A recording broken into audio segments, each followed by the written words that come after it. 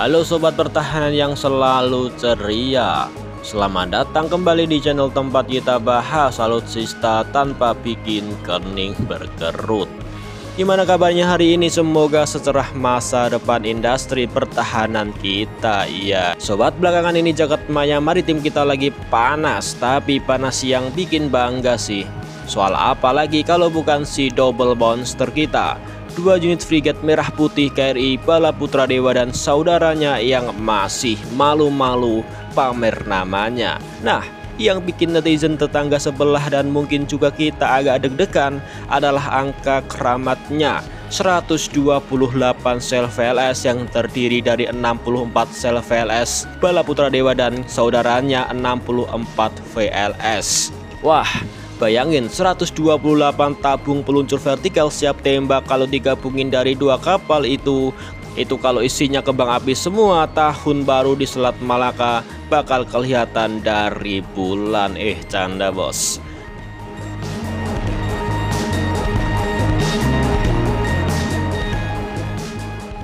Tapi hari ini kita nggak mau kompor-komporin suasana. Kita mau bahas santai, tenang, dan happy saja. Pakai analisis logika, mampukah tetangga terdekat kita Malaysia dan Singapura menahan hujan 128 rudal jika skenario terburuk terjadi, dan semoga nggak pernah terjadi bang. Dan apa yang akan terjadi dengan alutsista mereka? Yuk kita bedah bersama sambil ngopi bareng.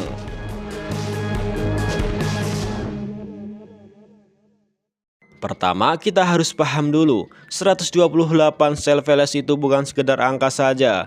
Itu adalah pernyataan power projection. Tapi ingat sobat, dalam doktrin militer modern kapal itu jarang banget operasi sendirian. Kalau mau menyerang total, mereka bakal didukung pesawat, kapal selam, dan intelijen satelit.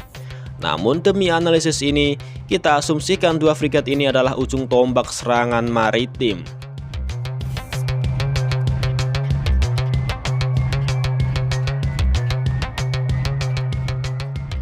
128 sel ini kemungkinan besar isinya campuran kombinasi maut antara rudal anti kapal jarak jauh dan rudal pertahanan udara jarak menengah ke jauh. Diperkirakan untuk rudal anti udara ada nama Hisar, jarak rendah, jangkauan 25 km, targetnya seperti drone tempur, helikopter, dan rudal anti kapal musuh yang terbang rendah. Kemudian ada nama rudal Siper jarak jauh, jangkauan tembakannya mencapai 100 km dengan target bernilai tinggi seperti jet tempur dan pesawat pengebom.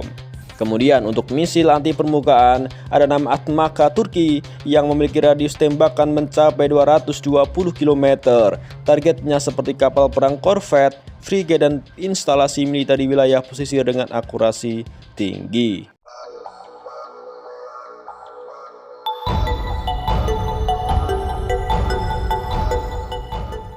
Kalau tetangga punya kapal selam, kita punya anti submarine warfare alias anti kapal selam yang berada di kapal canggih ini. Kalau tetangga kirim pesawat tempur, kita punya anti air warfare yang bikin pilot lawan mikir 1000 kali.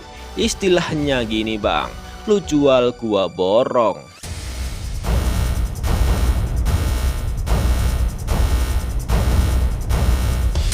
Nah, sekarang kita tengok kacamata Malaysia dan Singapura.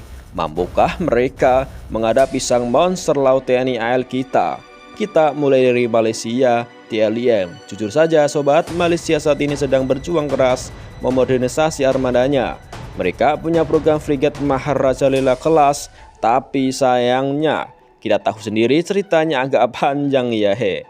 Kalau dua frigat merah putih datang dengan 64 rudal anti kapal yang ditembakkan secara bertahap atau sekaligus, ini bakal jadi hari yang sangat melelahkan bagi sistem pertahanan TLDM. Frigat kelas Legium mereka punya pertahanan udara rudal Seawolf, tetapi jumlah tabungnya sangat terbatas. Kapal patroli New Generation Patrol Vessel mereka juga tidak didesain untuk menghadapi serangan rudal yang sangat masif. Jujur saja nih sobat, kalau 128 sel itu isinya rudal semua, sistem rudal tetangga sebelah mungkin bakal mikir, ini serangan rudal atau lagi ada diskon 12-12, kok rame banget di layar bang.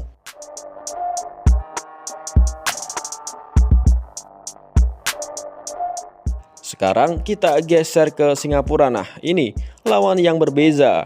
Kecil-kecil cabai rawit sobat. Singapura punya pertahanan udara maritim paling canggih di Asia Tenggara saat ini. Kapal andalan mereka bernama Formidable Class Frigate itu punya 32 sel VLS rudal Aster, dan bahkan Singapura punya 6. Radar mereka juga canggih banget nih, bukan kaleng-kaleng. Belum lagi angkatan udara mereka yang punya pesawat F-15SG dan F-35 yang bisa bertindak sebagai mata-mata sekaligus pemukul dari udara bahkan sebelum kapal kita mendekat.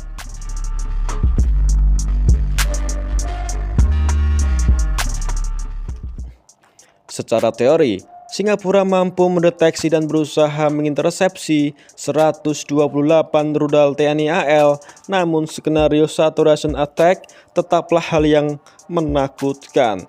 Tidak ada sistem pertahanan udara di dunia, bahkan Iron Dome sekalipun, yang bisa menjamin 100% intercept rate terhadap serangan yang bertubi-tubi dilakukan oleh sebuah negara. Singapura mungkin bisa menahan gelombang pertama, tapi gelombang kedua dan ketiga disinilah keunggulan jumlah sel kita berbicara, bang.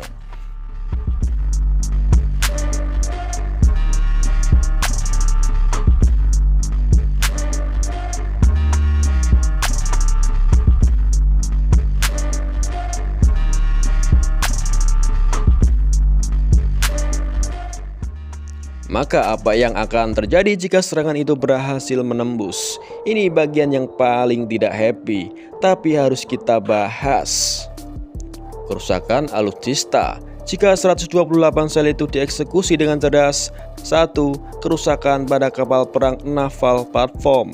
Kapal-kapal utama lawan seperti frigat Legiu dan bahkan Formidable jika terkena satu saja rudal anti kapal modern, katakanlah kelas Atmaka atau bahkan Brahmos, kemungkinan besar akan mengalami total loss alias tenggelam jika rudal mengenai area vital seperti magazin, amunisi, atau mesin utama. Kemungkinan lain adalah mission kill alias kapal tidak bisa ngapa-ngapain. Kapal tidak tenggelam tapi radar hancur, sistem senjata mati, dan kapal tidak bisa lagi bertempur. Ini sama saja dengan mati suri di tengah lautan, guys. 2. Kerusakan pada pangkalan dan infrastruktur pantai. Rudal yang tersisa bisa dialokasikan untuk menyerang land attack target. Pangkalan angkatan laut, gudang logistik, dan radar pantai bisa diratakan dengan tanah oleh KRI Bala Putra Dewa dan saudaranya. Kerusakan alutsista tetangga bakal sangat masif.